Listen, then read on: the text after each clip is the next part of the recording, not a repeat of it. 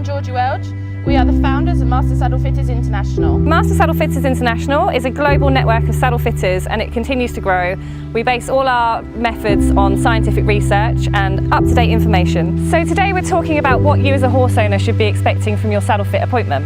The most important thing is that your saddle fitter understands what your needs are of you and your horse, so taking an accurate history so that they can identify you when they come back to check in 6 months' time and know that they've done a good job. So the next step would be for your saddle fitter to make a thorough assessment of the horse's conformation. So assessing the horse's conformation, we look at him from a distance and make sure the horse is square, look at how any of his conformational differences may affect the saddle fit, so one shoulder bigger than the other. So looking at the horse's shoulders, looking at which one's larger, which is further backwards. And with a tall horse, it's especially useful to have a step stool. So we can see this horse has a larger left shoulder.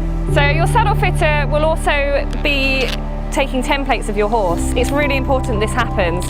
They'll be using a tool similar to this, which is called a FlexiCurve, which will be placed over the horse's withers at various points, so sometimes on the shoulder, sometimes at the back edge of the scapula, and sometimes further back to where the scapula rotates to. And they'll use this template, which they'll draw, to keep an accurate record of your horse's changing shape and also to help them order saddles if that's what's happening on the day. Another thing to expect from your saddle fitter is that they are able to palpate the horse's back effectively to establish any tension, spasm, muscle soreness, or anything that, again, that could affect your horse's way of going and therefore the saddle fit. When your saddle fitter's palpating the horse, it's important that you understand they're not a physiotherapist or a veterinarian. They're purely looking to make sure that there's no areas of significant pain that are going to stop them fitting their saddle. They may start at the pole and work their way down through the neck, but most importantly, they need to be palpating the saddle support area.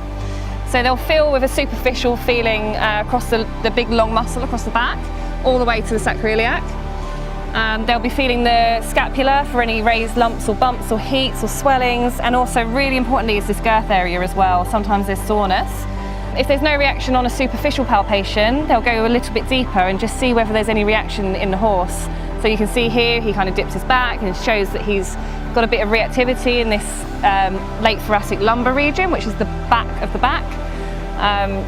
And we would just note that for him. It's quite usual for horses to have some soreness.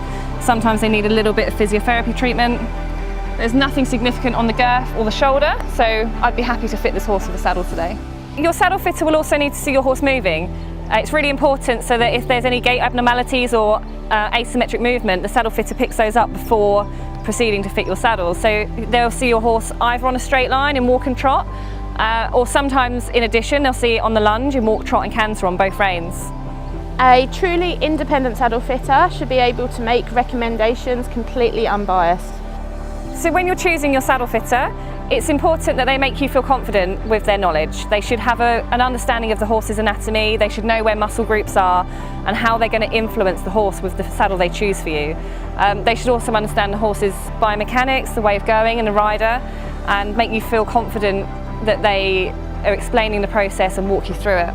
Another important factor, of course, to remember is the rider. We need to thoroughly assess the rider within the saddle. Some people would do this by measuring leg length and thigh width and hip width. The saddle has to fit the rider so that the rider can ride the horse correctly. It doesn't matter how often your instructor shouts at you to get your lower leg back. If your saddle's positioning you with your lower leg to shoot forward because your stirrup bars are in the wrong place, for example, that's where you're going to end up. So it's really important that your saddle fitter understands the rider biomechanics and the influence your saddle will have on your position, because otherwise you're just fighting a losing battle. And of course, with any good saddle fit, it's only as good as the other work that goes into the horse, and it's really important to remember every factor that has an effect on your horse. A good professional saddle fitter should be able to talk you through the whole process and make you feel relaxed throughout. You want to end up with a consultation with a happy horse and rider.